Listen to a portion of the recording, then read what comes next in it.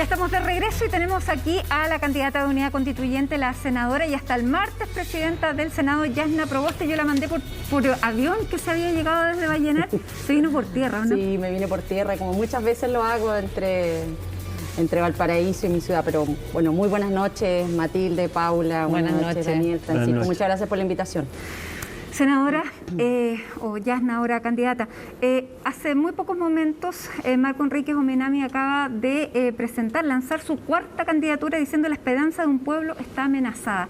¿Cómo toma usted esta candidatura de alguien que además pertenecía a Unidad Constituyente? Bueno, mire, yo creo que para nosotros ha sido muy importante también sacar lecciones de lo que ha ocurrido en nuestro país.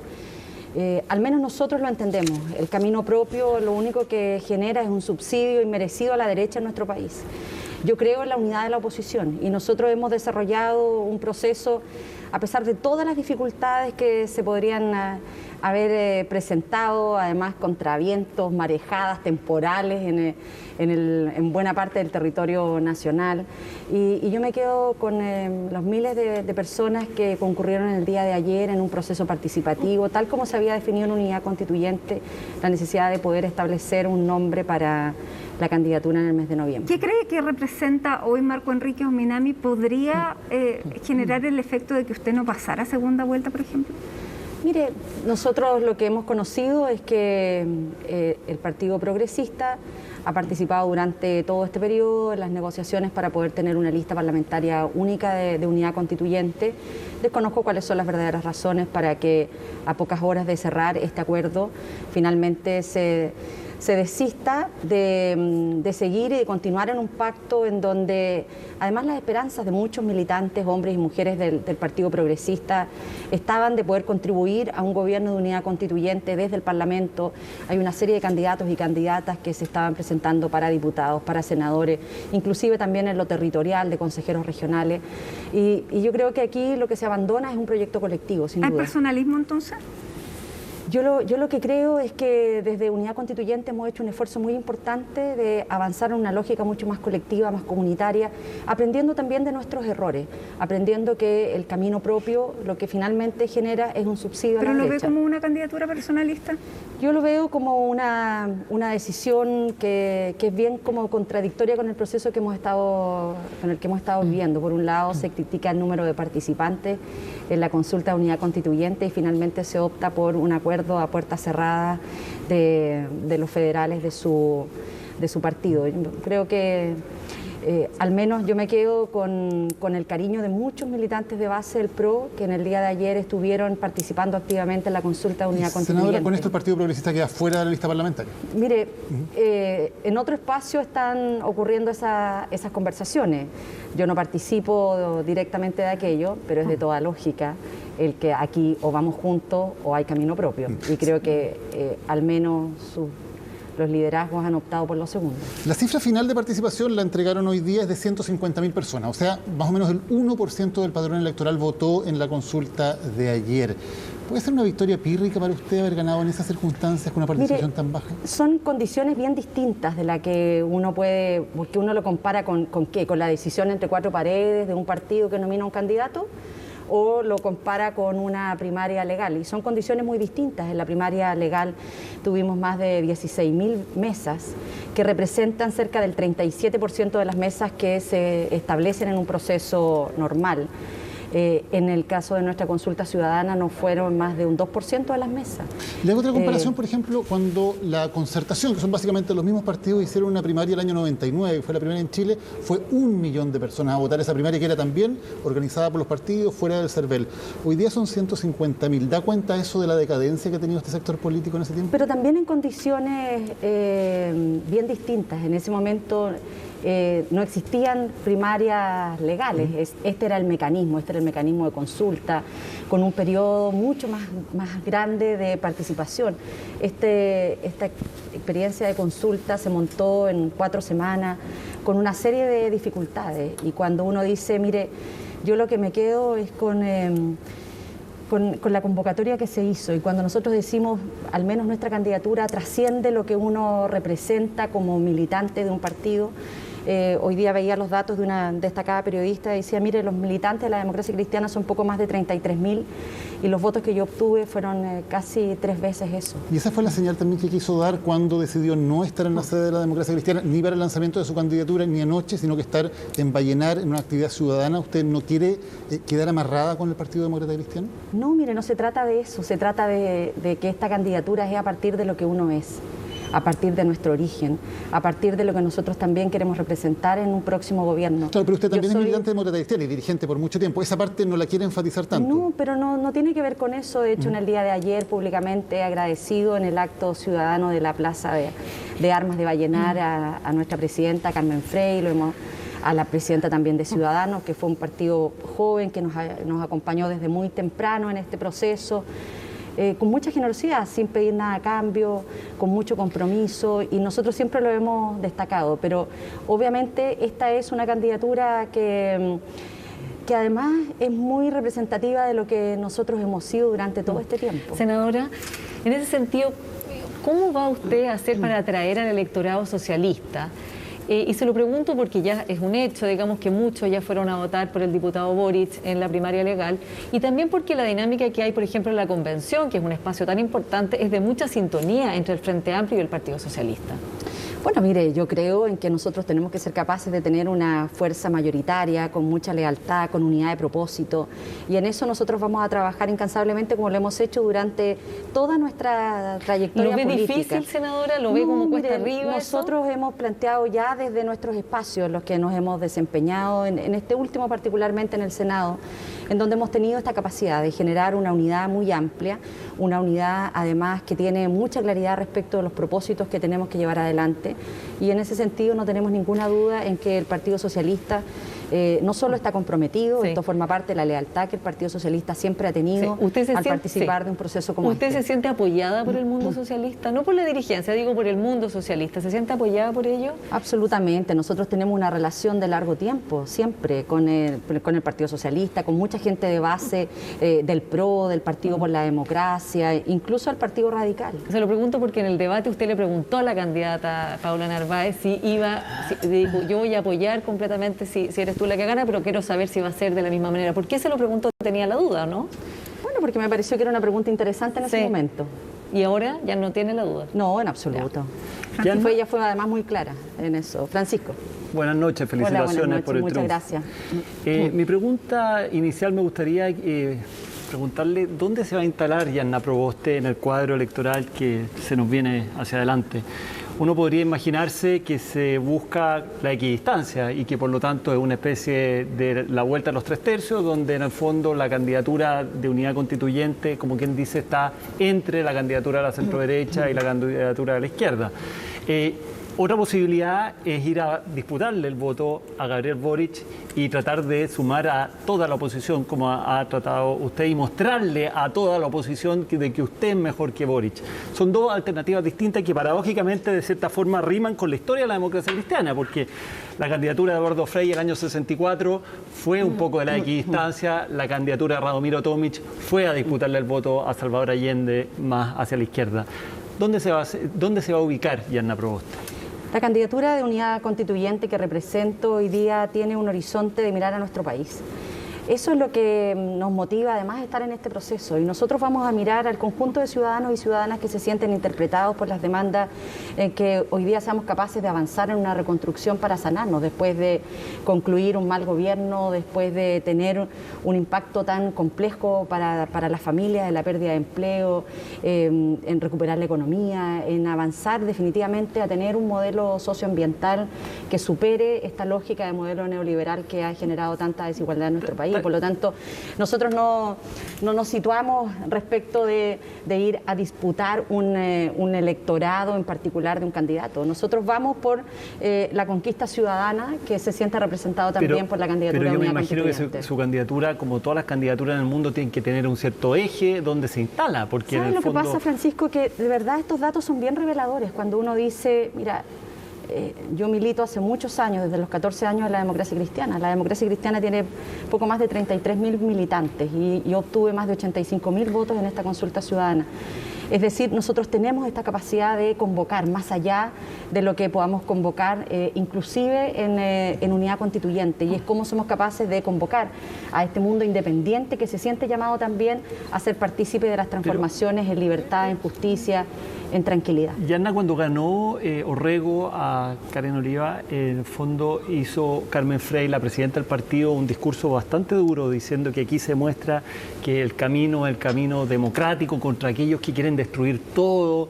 Fue un gran contrapunto, y mi pregunta ¿es compatible su proyecto con el proyecto, por ejemplo, que levantó el alcalde Jadwe?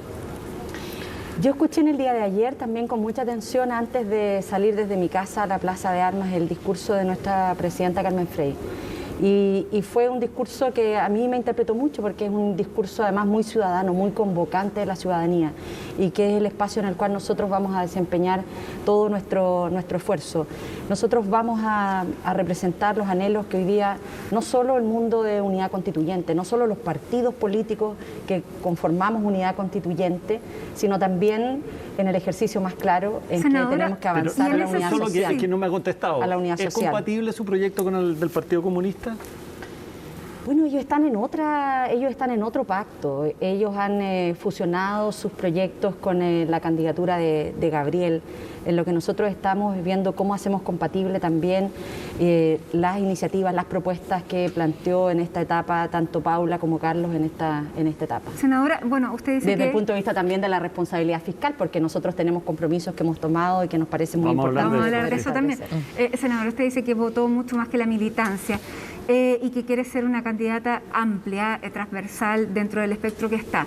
El año 90, Patricio Aylwin, cuando asumió la presidencia, ustedes todos lo saben, suspendió su militancia, la congeló para ser el presidente de todos los chilenos. En la circunstancia que está ahora también se ha dicho que usted podría o debería congelar su militancia.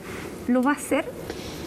Mire, a nosotros nos parece que la situación del año 1990 era una situación bien especial.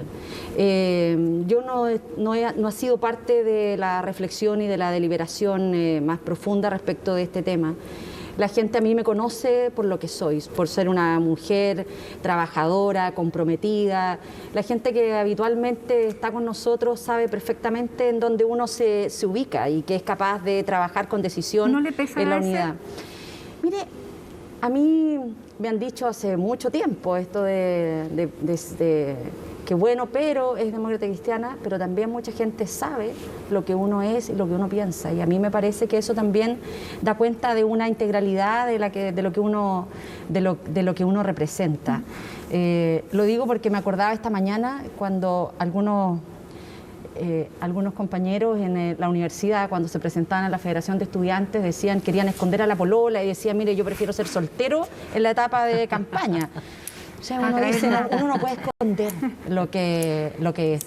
Nosotros hemos dado garantías en que, siendo demócrata cristiana, hemos trabajado decididamente no solo por la unidad política, sino también por la unidad social. Bueno, y terminando con el tema de la ADC, usted el martes va a entregar la presidencia del Senado, pero todavía le corresponde a la democracia cristiana el periodo de tiempo que queda. Sobre a quién le gustaría entregarle ese cargo, usted me va a decir que lo van a decidir los demás, pero hay varias alternativas que pudieran también sanar heridas. Por ejemplo, la senadora Jimena Rincón. Usted ocupó un espacio que ella sentía le pertenecía a ella. ¿Pudiera ser una forma de reparación? A ver, yo primero que todo quiero decir que yo no he ocupado ningún espacio que le pertenezca a otra persona. Cuando el 17 de marzo yo asumía como presidenta del Senado, alineábamos y ajustábamos nuestros equipos para enfrentar esa tarea. Y dijimos con mucha claridad, vamos a trabajar por la unidad de la oposición.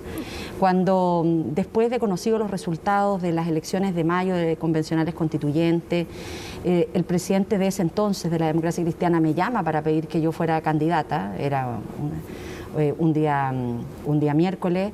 Yo le digo, mire, me parece que esto es una falta de respeto con una candidata que nosotros hemos elegido y una falta de respeto conmigo. Y además lo hago públicamente. Y yo digo que en ese momento el esfuerzo que tiene que hacer la unidad de la oposición es volcarse por completo al proceso de descentralización, de apoyar a nuestros 13 candidatas a gobernadores regionales que pasaban a segunda vuelta en ese momento, en donde varios de ellos estaban como segunda opción. Y a eso nos dedicamos. Nosotros no hemos llegado a ocupar ningún espacio de nadie. ¿Pero han hablado? No, mire, nosotros el día martes, que es el día que nos vamos a reunir los 24 senadores y senadoras de la oposición, es una decisión que para mí es bien importante. Yo voy a colocar mi cargo a disposición como presidente del Senado y lo haré ante mis pares que nos han elegido.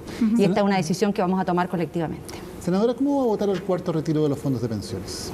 Mire, yo creo que cuando uno es parlamentaria también tiene que tener harta cautela respecto de adelantar opiniones respecto de proyectos que no han llegado al Parlamento. Y lo digo porque también lo he aprendido particularmente en este gobierno. Pero este proyecto está en la Cámara de Diputados. Sí, pero no sabemos, hay varios boletines, no sé finalmente cuál es el que va a llegar al Senado. Pero más simplemente, Sebastián Sichel ha dicho que está en contra rotundamente del cuarto retiro. Gabriel Boric dijo que estaba en contra y dice que está a favor. ¿Cuál es su posición? ¿Qué dijo Gabriel? No escuché. Primero dijo que estaba en contra de un cuarto retiro si es que había IFE y luego cambió su posición. Y ahora dice que está a favor. Bueno, mire, lo que yo quiero insistir en eso, porque cuando uno es parlamentario tiene que tener una cautela frente a este tipo de decisiones. Todos nosotros hemos planteado que el ingreso familiar de emergencia es claramente una mejor alternativa, es la forma en cómo el Estado apoya a las familias que enfrentan dificultades y no incentivando que frente a una dificultad las familias tengan que recurrir a sus propios ahorros, en este caso sus ahorros previsionales. La dificultad, Daniel, es que hasta este momento que estamos conversando no conocemos cuáles son los alcances verdaderos del ingreso familiar de emergencia, de la extensión que ha prometido el gobierno. Porque además entre los anuncios y definitivamente lo que se hace, particularmente en este gobierno, hay mucha distancia. Lo digo porque yo tengo muy nítido el año 2018 cuando el presidente Piñera hizo un anuncio y levantó en un CFT un proyecto de entrega de gratuidad al séptimo decil. Yo salí rápidamente a felicitar esta iniciativa. A decir, mire, independientemente de la oposición nos parece que es una buena alternativa, después de que pasaron como 10 días que el proyecto no llegaba, cuando llegó la letra era totalmente distinta a lo que se había dicho. Pero en este caso, senadora, no hay ningún misterio, porque la ley que ustedes aprobaron en el Congreso habilitaba al presidente a extender el IFE sin necesidad de un nuevo proyecto de ley. Por lo tanto, ya se ha anunciado que eso se va a hacer hasta noviembre. Pero no conocemos si es que las va a extender en las mismas condiciones que hemos definido. Pero ya lo anunció.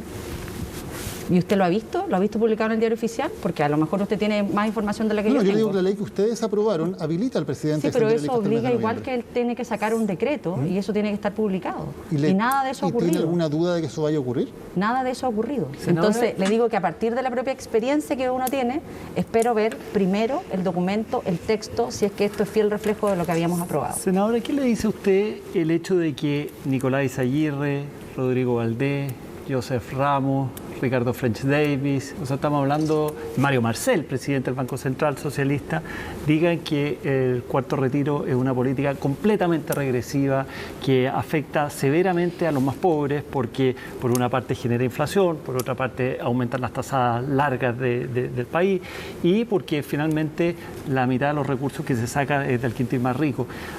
¿A usted qué le dice el hecho de que los técnicos planteen una posición tan categórica? Mire, yo tengo un gran cariño por Ricardo French Davis y conversamos habitualmente respecto de temas económicos y de otros temas también. Y comparto lo que él señala. Efectivamente, hoy día, cuando uno mira los datos que están presentes en el cuarto retiro, y eso lo hemos explicado cada vez que estamos en terreno y la gente nos dice, oiga, ahí el cuarto retiro, y le decimos, mire, nuestra preocupación es que ya tenemos más de 4 millones de personas que no tienen nada que retirar. Y si nosotros creemos en que esta sociedad se tiene que jugar con valores de la solidaridad, para nadie puede pasar inadvertido esa realidad. Y efectivamente hoy día quienes tienen mayores recursos son aquellos que han tenido también acceso a mejores empleos. Dicho lo anterior, lo que nosotros necesitamos es esperar, efectivamente, conocer cuáles son las condiciones de extensión del ingreso familiar de emergencia. Mientras el gobierno no transparente eso, a mí me parece que es una necesidad importante de emitir cualquier comentario. Está bien, pero como dice Daniel, esto ya se ha aclarado de que va a ser universal. Imagínese, yo también pensé que le iban a dar gratuidad a los estudiantes de Centro de Formación Técnica, me gustaría, pero me gustaría saber su opinión respecto a la universalidad, porque también dentro de el mundo de los economistas, que no estamos hablando de libertad de desarrollo, sino que más bien de lo que ha sido el mundo de la concertación, han criticado la universalidad en estas circunstancias porque eso significa que en el fondo no se están focalizando los recursos en los que más lo necesitan. ¿Cuál es su posición respecto a la focalización versus la universalidad? Mire, Nosotros durante largo tiempo, desde el inicio de esta pandemia, señalamos en que era muy importante avanzar en la universalidad por los impactos que estaba teniendo en la actividad económica, en la pérdida de empleo, en las incertezas para que las familias pudieran efectivamente cuidarse. Nadie puede pensar que una familia se va a cuidar con 65.000 pesos que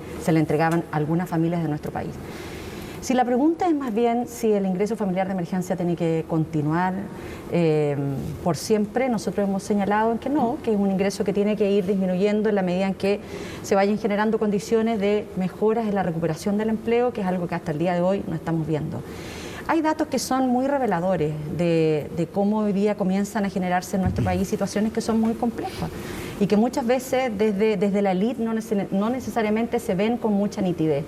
El que hoy día nosotros tengamos situaciones de desnutrición infantil es una situación que nos debiera también motivar a mirar qué es lo que está ocurriendo. Pero nosotros eso debería ser una razón más para focalizar los recursos donde se necesitan. Se lo pregunto porque usted es posible que sea presidenta el próximo año y por lo tanto se va a enfrentar a una limitada cantidad de recursos, con un déficit fiscal creciente, con una deuda creciente y por lo tanto la gran decisión que va a tener que hacer es, bueno, ¿dónde se ponen esos recursos? Bueno, la situación económica es compleja y la situación financiera fiscal también es difícil, porque si muchas de estas decisiones se hubiesen tomado oportunamente, estaríamos en una condición distinta y no me cabe ninguna duda que sería mucho mejor. No, pero hay un concepto que es general, digamos, de dónde se ponen los recursos. ¿Se focalizan o son universales? Nosotros en nuestras bases programáticas hemos señalado que el concepto de focalización nos parece que es un concepto adecuado si es que se hace correctamente. Senadora. Y si es que se hace correctamente, uno tiene que mirar efectivamente si el sistema de protección hoy día está conversando correctamente con un conjunto de instituciones que aportan información, que aportan información fidedigna, pero que no necesariamente hoy día se hace un cruce adecuado para poder entregar las ayudas a quienes más lo necesitan. Senadora, vamos a las otras candidaturas con las cuales usted va a competir, aunque todavía no sabemos el total, digamos, pero las que ya sabemos. ¿Ese es el de hoy o el de mañana? No, este es el diario de hoy. Usted dijo ayer, este país no puede pensar que el próximo gobierno va a llegar a experimentar, hacer ensayo y error. ¿Se refería al diputado Boric? Me refiero a cualquier candidatura que hoy día no tenga también experiencia para poder enfrentar y acometer las tareas que hay que hacer desde el primer momento. Esta es una situación muy compleja que estamos viviendo como país y hay muchas familias que están enfrentando muchas dificultades y por lo tanto la primera tarea que nosotros tenemos que ser capaces de garantizar es que vamos a hacer bien nuestra tarea de gobernar. Eso le iba a preguntar, porque lo dijo también la candidata Paula Narváez justamente cuando fracasó esta primaria, qué sé yo, dijo después, no me recuerdo la frase exacta, pero era el Frente Amplio con el Partido Comunista no garantizan gobernabilidad, creo que esa era la frase, y usted ha hablado mucho de la gobernabilidad. ¿Usted cree que un gobierno de apruebo de dignidad, tal como conocemos los programas hoy día, tal como está hoy, no garantiza gobernabilidad? Lo que nosotros hemos dicho es que nosotros garantizamos mayor gobernabilidad, porque más allá de lo que puedan plantear en lo que han sido los gobiernos de la concertación, nadie puede dudar, es que ha habido capacidad de gobernar, ha habido capacidad de ser mayoría, ha habido capacidad de avanzar también en paz social. ¿Qué le diferencia a usted su programa, que lo hemos visto, digamos, de la propuesta del diputado Boric? Porque, por ejemplo, Catherine Martorell, hoy día vocera del candidato Sichel, dijo que en realidad entre el programa de la Unidad Constituyente o el suyo y el del diputado Boric no había ni una diferencia. Bueno, mira, yo no me he dedicado a mirar el programa de Gabriel, espero hacerlo durante esta semana y creo que puedo estar en propiedad de poder decirte a lo mejor con mayor certeza estas diferencias. A Gabriel lo conozco, hemos trabajado juntos, fuimos colegas durante 4 años. Tengo un aprecio personal por él, pero eso no necesariamente se puede manifestar en su programa de gobierno. Prefiero dedicarme a mirarlo bien, eso es parte de la seriedad y la responsabilidad antes de emitir cualquier comentario. Por supuesto, senadora, pero si usted se presenta como candidata y hace todo este camino es porque considera que las otras candidaturas no... Sí, pero Paula, acabamos de terminar 4 semanas que han sido muy intensas para nosotros en esta carrera en unidad constituyente, con mira a la consulta que concluyó recién en el día de ayer. Hemos estado en este proceso y yo al menos creo que es parte de la seriedad y la responsabilidad con la que uno tiene que tomar cada una de sus tareas. No puedo aventurar un juicio respecto de un programa al que no es. ¿Pero usted es equidistante entre Sichel y Boric o se siente más cercano políticamente a uno de los dos? Nosotros nos sentimos mucho más cercanos con una comunidad que aspira a que estas transformaciones que el país quiere se hagan en paz, que se hagan con la experiencia y con la certeza de poder avanzar en gobernabilidad. Pero entre los dos principales rivales que tiene hoy día, Sebastián Sichel y Gabriel Boric. Pero si Sebastián Sichel es el continuador de este gobierno. Pero por eso le pregunto. Bueno, pero ha pasado por varios, no, o sea, por favor, ha pasado por varias otras... Pero Boric también ha pasado por varias tiendas, o sea, el argumento se cae... Bueno, pero ellos podrán tener esos elementos comunes, ¿no? Pero le pregunto a usted, ¿es equidistante o hay uno de los que se sienta más lejano entre Sichel y Boric? Yo me siento pero absolutamente lejano a Sebastián Sichel, si él está rodeado de un grupo de empresarios que lo que aspiran es que este modelo permanezca, que hagan como que las cosas cambian para que nada cambie. Él es el continuador de este mal gobierno. Senadora, usted habla de la gobernabilidad. Para que haya gobernabilidad usted tiene que ganar el Parlamento, porque si no es difícil y lo hemos visto sobre todo en este último tiempo. ¿Usted va a revisar como candidata a Unidad Constituyente la lista parlamentaria de Unidad Constituyente? Para que tengamos gobernabilidad tenemos que tener un gobierno de mayoría. Y eso implica mayoría política y mayoría social.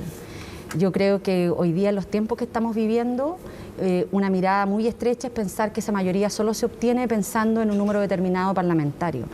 Esta mayoría se obtiene también en un acuerdo y una alianza muy estrecha con las propias organizaciones sociales. Pero más que eso, es la propia unidad política y social lo que nos permite dar gobernabilidad. Y para eso, nosotros en eso tenemos mucha experiencia. Le quiero preguntar por nombres específicos si le hacen ruido o no. Yo no estoy participando, Matilde, porque a lo mejor te puedo en esto ahorrar parte de tu pregunta. Yo no estoy participando del proceso de negociaciones. ¿Pero qué le parece? Insisto, yo estaba hasta el día de ayer dedicada 100% a la campaña de la consulta ciudadana. ¿Qué le parece que en estos tiempos en que la ciudadanía no perdona errores, pasos en falso, Eugenio Ortega se postule como candidato a senador por Santiago siendo hijo de la presidenta del partido?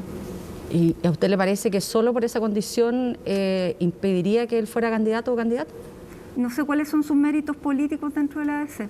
Él tiene bastantes méritos personales, es un sociólogo que ha trabajado intensamente, es presidente regional, fue presidente regional de la Democracia Cristiana mucho antes que Carmen Frey fuera presidenta, ha tenido también desde el Centro de Democracia y Comunidad una larga trayectoria de apoyo a muchos procesos de participación, sobre todo en el ámbito municipal. Ellos han sido un pilar muy importante para todo el desarrollo de nuevos liderazgos, de nuevos líderes, no solo desde la Democracia Cristiana, sino también un programa de jóvenes que están en el Parlamento, de generar un semillero muy importante. Entonces, yo en eso también sería bien cuidadosa en este afán permanente de denostar a las personas. No le hace ruido, no, si no es por denostar, es porque es hijo de la presidenta del partido y me tenía esa duda. Lo segundo, ¿a usted le hace ruido que en la lista esté Rodrigo Peñailillo, candidato también a senador? Bueno, creo que esto se despeja bastante con la definición que ha tomado en el día de hoy uno de los líderes del PRO, por lo tanto, la salva. Ya no hay... No ha lugar la pregunta. Senadora, y por ejemplo, le quería preguntar por las pensiones, que ha sido uno de los temas bases, sin duda, uno de los grandes temas de la campaña. Quería que pudiera explicar mejor un concepto. En una entrevista usted decía que había que hacer la inversión en Chile para evitar la volatilidad internacional e invertir en empresas con rentabilidad asegurada por decreto. ¿A qué se refiere? Bueno, mire, creo que es bien importante porque lo que para nosotros es muy necesario es que hoy día no solo se garantice, sino que podamos hacer un esfuerzo para que la rentabilidad del ahorro de los trabajadores se exprese en mejores pensiones. Ese es nuestro propósito. Y por lo tanto, en nuestro país hay instituciones que tienen rentabilidad que están garantizadas por ley, en el caso de la sanitaria. ¿Perdón? ¿A qué se refiere? En el caso de las sanitarias, tienen garantizadas por ley rentabilidad. ¿Y entonces usted dice que habría que comprar acciones en las sanitarias para las pensiones? O sea, una parte. Yo creo que uno no puede colocar todos los huevos en una sola canasta. Pero senadora, la rentabilidad que tienen aseguradas, por ejemplo, las sanitarias es una rentabilidad sobre el capital, no la rentabilidad de las acciones. No tiene nada que ver una cosa con la otra. Bueno, pero a nosotros nos parece que hoy día, tal como existen ahorros de previsionales de pensionados extranjeros en esta sanitaria, puede ser una buena alternativa. Lo que nosotros hemos señalado es que tenemos que ser capaces de mirar este modelo que en nuestra opinión es un modelo que fracasó en el caso de la administradora de fondos de pensiones, y tenemos que ser capaces de garantizar en que las inversiones, que los ahorros de los trabajadores se coloquen en inversiones que efectivamente permitan una mayor rentabilidad para sus... Es que la pregunta es cómo, porque cuando usted dice, por ejemplo, rentabilidad asegurada por las sanitarias, si se hubieran invertido, por ejemplo, que hay inversiones efectivamente, pero si toda la plata estuviera, por ejemplo, en Aguas Andinas en 3 días después de las elecciones de mayo perdió el 26% de sus acciones. O sea, son acciones que están sometidas igual a una enorme volatilidad, no tiene que ver con que la rentabilidad de su capital esté asegurado. Entonces no entiendo muy bien a qué se refiere cuando habla de esa rentabilidad asegurada. Bueno, porque igual las acciones no tienen rentabilidad asegurada ninguna. De todas maneras, Daniel, creo que su pregunta nos permite reforzar un tema que ha sido parte también de este pero me debate. Responde primero a qué se refiere con y que la tiene que rentabilidad ver asegurada. con la nacionalización y cuando Se lo algunos pregunto, dicen... pero me puede responder primero a qué se refiere con la rentabilidad asegurada, porque En la necesidad que los ahorros de los trabajadores y trabajadoras puedan estar disponibles en distintas inversiones que aseguren una mayor rentabilidad para los ahorros de los trabajadores y trabajadoras. Creo que ese es un propósito muy importante. Pero que la la mayor rentabilidad a largo plazo se consigue precisamente con inversiones que tienen mayores alzas y bajas. Pero mire, lo que nosotros esperamos es que en nuestro país efectivamente podamos garantizar un sistema de seguridad social que hoy día no existe, que nosotros podamos tener una mayor diversidad de fuentes en donde se colocan los ahorros de los trabajadores, tanto en nuestro país como en el extranjero, y a nosotros en ese sentido nos parece que todo el esfuerzo que se haga por establecer en que los ahorros de los trabajadores pueden obtener una mayor rentabilidad y que esto se traduzca en mejores pensiones, ese tiene que ser el propósito. En ese sentido que usted planteó de que el invertir en el exterior genera más volatilidad, es justamente lo contrario, y es la razón por la cual todos los fondos de pensiones invierten en muchos países y que tienen oficinas incluso en países distintos, precisamente porque si invirtiéramos todo en Chile, tendríamos todos los huevos en una canasta. No, pero lo que he dicho precisamente a propósito de los huevos de una misma canasta es que tenemos que diversificarlo. Por eso, pero la forma de diversificarlo es en el exterior. ¿Y por qué no también en el país respecto de aquellos proyectos que se condicen con, claro, pero con la es que me pareció aspiración? Entender lo que usted no quería que salieran los capitales hacia afuera. No. Además, Paula, además esto tiene que estar muy alineado con las estrategias que uno quiere para nuestro país, en poder invertir en aquellas empresas que sean amigables con el medio ambiente, que nos ayuden a renovar una matriz energética, que estén alineados con los desafíos que tenemos como modelo de desarrollo en nuestro país. Y en ese sentido, ya que estamos en tema económico, quería preguntarle otra cosa que también generó una cierta controversia respecto a, usted planteó en algún momento la necesidad de fijar precios. No sé si fue una cosa que dijo a la pasada, yo escuché el video respecto a los desayunos.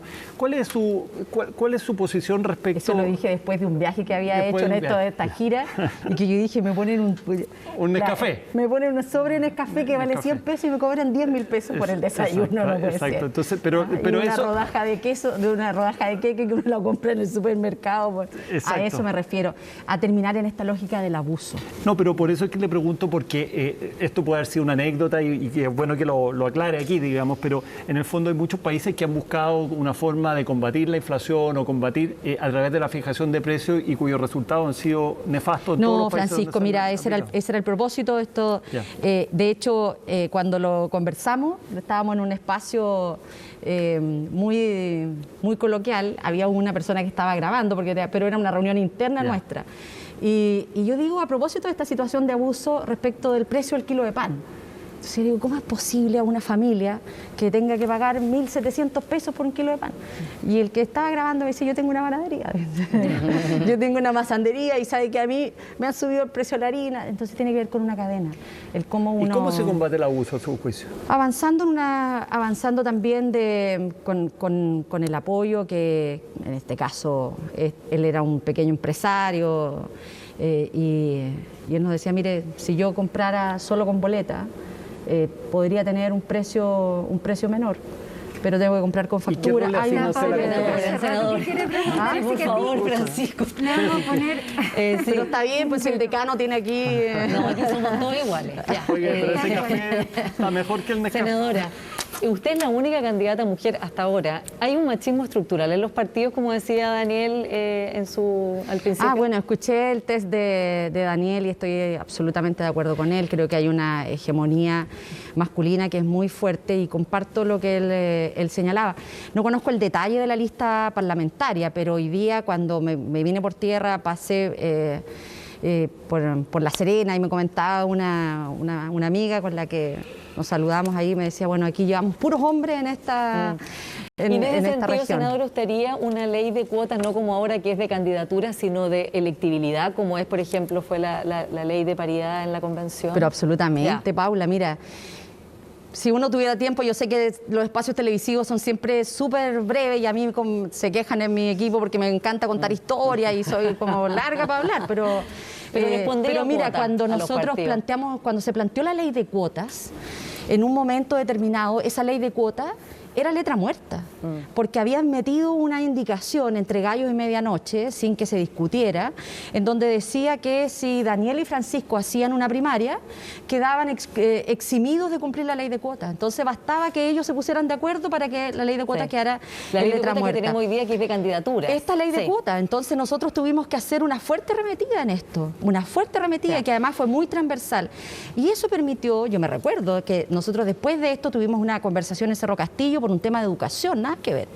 Y cuando termina la reunión de educación, la presidenta me dice, Yasna, yo pensé que tú ibas a opinar respecto a este tema. Y yo le dije, no, presidenta, le dije yo, porque a mí lo que me interesa opinar es respecto de la ley de cuotas. Usted hizo un compromiso y un compromiso que no se está cumpliendo por esta razón. Y ella en ese momento le dijo a las personas que había que arreglarlo, y finalmente tuvimos la ley de cuotas que tuvimos, que solo un comentario, Daniel, no es que fije el 40%, dice que ninguno de los dos puede sobrepasar. O sea, siempre se nos asigna el 40%, pero los partidos el 40% de mujeres. Claro, pero tiene que ver con la hegemonía masculina que dice, mire, tenemos una ley de cuotas, las mujeres pueden tener el 40%, no, en realidad podemos tener el 60%. Lo haría como la convención, en el fondo, que sea una paridad en el sentido de las personas que son electas. Por supuesto, si la ley de paridad la sacamos nosotros con el apoyo muy amplio de la red de politólogas. En su digamos, programa de gobierno, que tiene una parte de género muy, muy extensa, dice que, una frase que me llamó la atención, que el Ministerio de la Mujer ha caído en total irrelevancia y que ha sido la institucionalidad de género mera decoración de los gabinetes. ¿Por qué ha pasado esto? Y sobre todo que el Ministerio de la Mujer es una obra de la presidenta Bachelet. Bueno, además nosotros proponemos cambiarle el nombre en nuestro programa, como sale al comienzo de nuestro capítulo en materia de género. ¿Por qué una decoración? Porque lo que nosotros hemos visto es que hoy día este Ministerio de la Mujer, frente a las situaciones que hubo de violentar desde el punto de vista de derechos humanos, fue un ministerio que guardó absoluto silencio frente a estos casos. Lo hemos visto respecto de la pérdida de empleos, hoy día cuando hemos perdido más de 1 millón de empleos y el foco ha estado en la pérdida de mujeres. Tampoco vemos una disposición de un ministerio de colocarse al frente de la reactivación por los empleos femeninos. Respecto de lo que ha ocurrido, en los últimos días hemos ido notando una forma, yo no diría de liderazgo, sino más bien de entender una lucha que se ha dado hace largo tiempo. Lo digo particularmente por el proyecto de la senadora Adriana Muñoz, que duró 7 años la tramitación, incluidos los nuestros, que tampoco tuvieron la capacidad de sacar adelante la ley del brazalete electrónico para senadora, 2 preguntas los responsables de violencia adicionales. Usted pone la despenalización del embarazo hasta las 14 semanas como parte de su programa, pero ¿no le parece que la pura despenalización no basta, porque eso no implica un acceso igualitario y seguro a las mujeres? Digamos, no implica un acceso a eso, sino solo a despenalización. ¿Por qué no ha incluido eso en su programa? En nuestro programa de gobierno, y como tú lo has visto en detalle, es bastante más integral. Tiene todo lo que significan los programas de acompañamiento, tiene un concepto muy amplio de educación en afectividad, en sexualidad, en prevención de ataques sexuales, y por eso que la educación sexual es tan importante desde la primera infancia hasta la vida adulta, el acompañamiento, pero el Estado va a proveer abortos, digamos, la entrega de anticonceptivos, la fertilidad también, de manera de que esto no sea un privilegio de las familias que tienen recursos y que no pueden tener hijos y que puedan hacer un tratamiento privado, sino que también el Estado lo pueda dar. Es decir, tiene una mirada mucho más integral. Y el Estado también proveería y esto. Tiene una mirada desde el punto de vista sanitario que es importante. Perdón, sí, es que no me quedó clara la respuesta. Sí. ¿Incluye el aborto? ¿Despenalización o aborto gratuito, legal? Nosotros lo que hemos seguro, dicho es despenalización hasta las 14 ¿Y semanas. no acceso gratuito al aborto? Lo que nosotros hemos señalado es que esto tiene que ser parte también de un proceso de acompañamiento sanitario, de manera que hasta las 14 semanas las personas puedan concurrir a los centros de salud en nuestro país y tener un apoyo ¿Pero sería sanitario. una prestación asegurada por el Estado o solamente se despenaliza? Porque son dos cosas distintas. Son ambas cosas, Daniel, son ambas cosas. ¿Incluye el acceso, entonces? Incluye el apoyo sanitario. Pero apoyo sanitario es igual a realizar el aborto en instituciones públicas. Nosotros ya tenemos en nuestro país, por ley, 3 causales que están definidas. Una de ellas, que es la causal por violación, es la que ha costado mucho más implementar y por lo tanto cuando nosotros señalamos en que aquí tiene que haber atención sanitaria nos estamos refiriendo también a todas las dificultades que han tenido muchas mujeres, particularmente respecto de la última causal en donde finalmente no tienen prestaciones sanitarias adecuadas. Pero para ni que quede claro, oportunas. si una mujer que no está en estas tres, en su gobierno, digamos, si una mujer que no está en estas tres causales llega a un centro de salud para realizarse un aborto, eso ya no sería delito, queda despenalizado, pero además esta va a ser una prestación que se le va a asegurar poder realizarse un aborto o no. Mire, es un tema que nosotros seguimos en esta conversación, en este debate. Hoy tenemos que conciliar también nuestras bases programáticas, tanto con Carlos Maldonado y con el equipo de Paula. Lo que nosotros hemos señalado es que tiene una mirada mucho más integral, la mirada en materia de mujer y equidad de género y particularmente de derechos reproductivos y no reproductivos. Porque Paula Narváez lo incluía claramente como una prestación social garantizada. Claro, aborto gratuito, libre y seguro. Bueno, nosotros le hemos dicho una despenalización hasta las 14 semanas, tal como están ahí. Senadora, mejor gobierno, pongámonos en ese escenario. ¿Ricardo Lagos o Michelle Bachelet? Mejor gobierno. Churra. ¿Y tengo que votar por uno solo? Sí, por uno. No, todas las anteriores, la alternativa C. No. Pero a ver, desde la vuelta de la democracia, hablámoslo. Es que por cada uno de ellos yo tengo una opinión favorable en algunos aspectos. Así es que me es muy, muy difícil, de verdad. No podría definirse. No, porque mire, tengo una altísima valoración por lo que hizo el presidente Elwin en su momento, el presidente Frey, el presidente Lago y la presidenta Senadora, Bachelet. Y entre Bachelet 1 y 2, ¿con cuál se queda?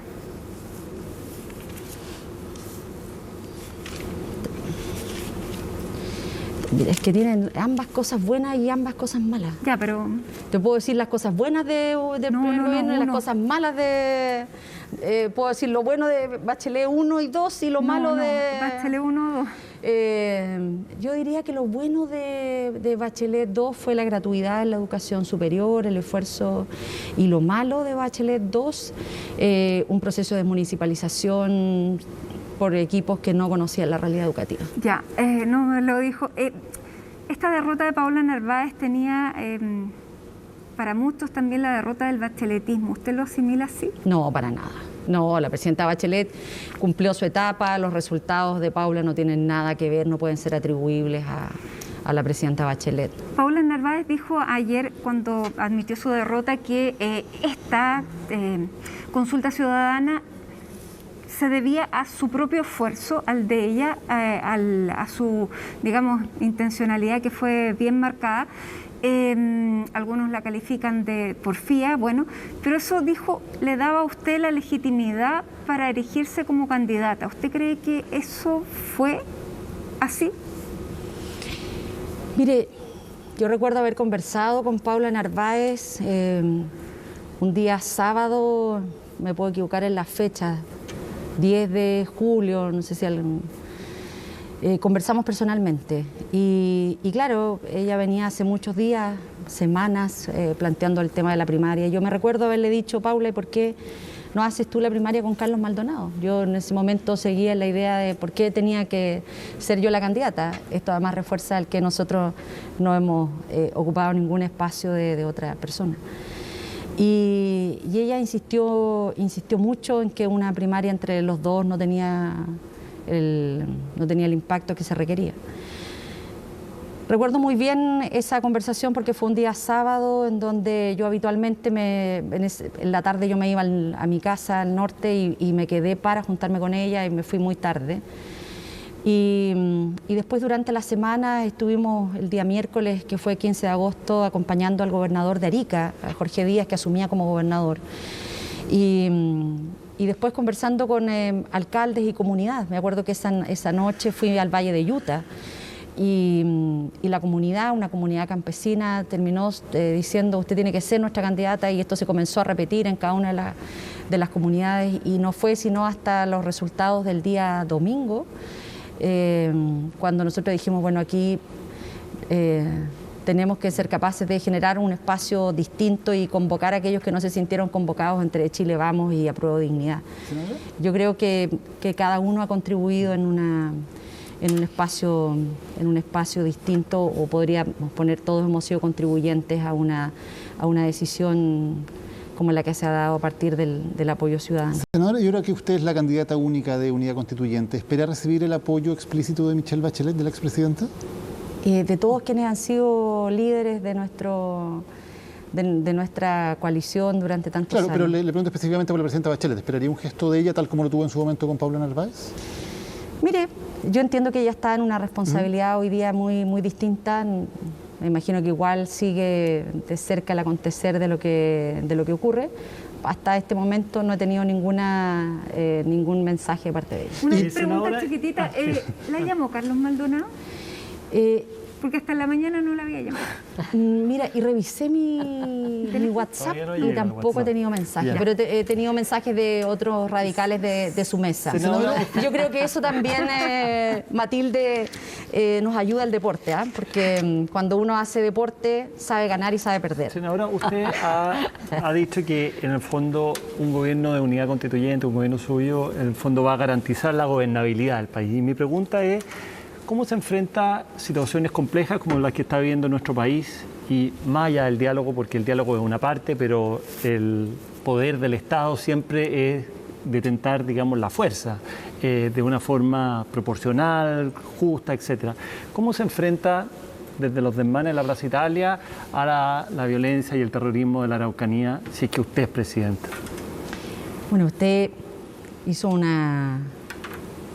tuvo una motricidad gestual que para uno no pasa inadvertida. Dijo, mire, el diálogo es muy importante. Es que yo sé que usted me iba a contestar el diálogo, pero es una parte, pero es ¿cierto? Lo que pasa es que es un pilar y un cimiento muy importante, porque de verdad cuando no se dialoga, los problemas escalan. Y los problemas escalan al punto como lo que hemos estado viviendo durante largo tiempo. Y los impactos de esa falta de diálogo la sufren también víctimas que son muy inocentes. Y por eso que nosotros hemos planteado como primera medida en nuestra base programática en que vamos a iniciar un diálogo muy amplio sin veto. Y yo estoy absolutamente de acuerdo en que hoy día el monopolio de las fuerzas y la responsabilidad de las armas la tiene el Estado. Y por lo tanto no nos vamos a mover de aquello y tampoco vamos a aceptar que exista un monopolio de fuerzas en otros sectores de nuestro país. Exactamente. Entonces mi pregunta apunta justamente a aquellos sectores que no quieren sumarse a los diálogos, que son naturalmente siempre existen, digamos. ¿Cómo se enfrenta desde la policía esa situación que deja a tantos chilenos, digamos, en una situación tan compleja, con tanto miedo y donde han habido muertes sistemáticamente? Bueno, mire, es que para nosotros no nos parece que sea un mecanismo el que hoy día la ciudadanía comience a armarse, y no lo digo precisamente por lo que ocurre en la Araucanía, sino que lo digo por la herencia y el legado de este gobierno, en donde hemos tenido una mayor cantidad de armas en manos de los delincuentes, hemos tenido un mayor número de homicidios, de delitos violentos, el incremento durante este gobierno es parte de la información pública que ha entregado el propio Ministerio Público, y por lo tanto eso es válido para lo que ocurre en distintos puntos del país como lo que ocurre en una zona determinada. Nosotros vamos a hacer valer y hacer exigible el monopolio de la fuerza y las armas. ¿Ha faltado una condena del mundo de la izquierda a la violencia? La tiene solo el Estado. ¿Ha faltado una condena a la violencia por parte del mundo de la izquierda? Mire, yo me considero una mujer de centro izquierda y hemos condenado siempre la violencia, siempre, y todo tipo de violencia. Y yo podría decir en que muchas veces veo una debilidad en buena parte de la derecha en condenar la violencia. Y respecto a Carabineros y la PDI, ¿cuál sería su forma de afrontar, digamos, todos los problemas que estamos viendo y experimentando en su existencia? Bueno, nosotros lo hemos planteado en nuestras bases programáticas, y en eso creo que hay bastante coincidencia en todas las propuestas de unidad constituyente, en la intervención de Carabineros desde el mundo civil. ¿Refundación? Nosotros creemos en que hoy día tenemos que avanzar a una reforma muy profunda de nuestras policías, también del Ministerio del Interior y Seguridad Pública, en la creación de una subsecretaría específica en materia de Fuerzas Armadas que permita tener un control muy directo de las policías, particularmente en todo lo que dice relación con los aspectos administrativos, con el manejo de recursos, y creo que eso para nosotros va a ser muy importante. Senadora. No tenemos tiempo de hacer una larga refundación, porque lo que la ciudadanía espera es que ahora tengamos una mayor presencia de Carabineros en sus barrios, en que ahora seamos capaces de devolver la tranquilidad y la paz en estos barrios, en que ahora se distribuya de mejor manera la dotación policial en las distintas comunas de nuestro país. Una pregunta muy breve. ¿Usted cree que su partido Demócrata Cristiano tiene que reciclarse ideológicamente? Y se lo pregunto porque ayer usted hizo una alusión bastante clara. Dijo que su partido nunca debió abandonar el camino de la promoción popular, la sindicalización campesina, la reforma agraria, entre otras materias. Eso lo dije particularmente a partir del liderazgo de Carmen Frey, porque dije que ella ha vuelto. Claro, pero el partido nunca debió abandonar, o sea, claro, abandonó. Y lo que dije, para ser muy textual también en eso, no sé si ella lo habrá recogido así específicamente, pero yo sí sé lo que dije, en que reconocía que Carmen Frey había vuelto en este camino, que es el camino que todavía sigue estando muy presente para nosotros. ¿Y por qué se perdió ese camino? ¿Quién perdió ese camino? Bueno, acuérdese que el año 2018 algunos iban a hacer acuerdos con este gobierno para implementar reformas tributarias que impedían que los más ricos pagaran más impuestos. ¿Fue a Chain? Sí, claro. Y en ese sentido, ¿usted quiere, en el fondo, con su candidatura, ayudar a este reciclaje ideológico, a esta, no sé, ayornamiento? Pero si esto está en la base partidaria y está en la base muy fuerte, y por eso que también la conducción de Carmen Frey ha contribuido mucho a esto, a generar un clima de mayor unidad al interior de la democracia cristiana, y cada uno de nosotros tiene que ser contribuyente también a este clima de unidad. Senadora, pasemos al tema medioambiental, porque hace unos días atrás el IPCC sacó un informe demoledor sobre lo que está ocurriendo en cuanto a calentamiento global, y Chile, si bien no es emisor tan fuerte de gases de efecto invernadero, sí recibe todas las consecuencias de eso. Una de ellas es la sequía y la degradación de varios... y la mayor presencia de incendios forestales, además, aluviones. Nosotros lo hemos vivido en nuestra región, en Atacama, de una forma muy compleja. Y reservas biológicas. Usted, si fuera presidenta, más bien, ¿qué haría con Dominga? Mire, lo que nosotros hemos planteado primero, a propósito del informe, yo quiero saludar a las científicas chilenas que han hecho una contribución muy importante en esta materia.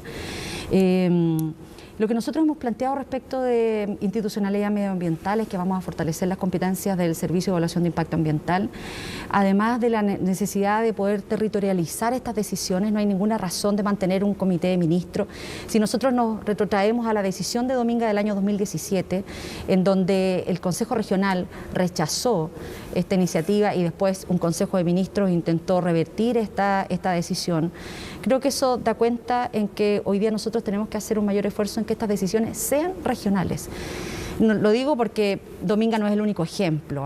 Nosotros lo tuvimos también respecto de Punta Alcalde, una termoeléctrica que se esperaba instalar en la provincia del Huasco, particularmente en la comuna de Huasco, en donde había ocurrido algo similar. El Consejo de Ministros el Consejo Regional rechazó, y luego el Consejo de Ministros del gobierno de Piñera I revirtió esa decisión, y no fue sino hasta la presión muy amplia, política y social, el que finalmente se desistieron de la construcción de Punta Alcalde. Además, no resulta lógico, Matilde, que hagamos un gran esfuerzo en materia de descentralización y estas comisiones regionales de medio ambiente no estén presididas por los gobernadores regionales, electos por la ciudadanía. Pero si de usted dependiera, tanto, ¿qué futuro tendría Dominga o no tendría? Es que, ¿sabe lo que pasa? Es que además eso tiene que ver, porque no es que de uno depende. ¿Qué es lo que depende de uno? Lo que depende de uno es fortalecer una institucionalidad ambiental que aleje estas decisiones del telefonazo del liderazgo de turno.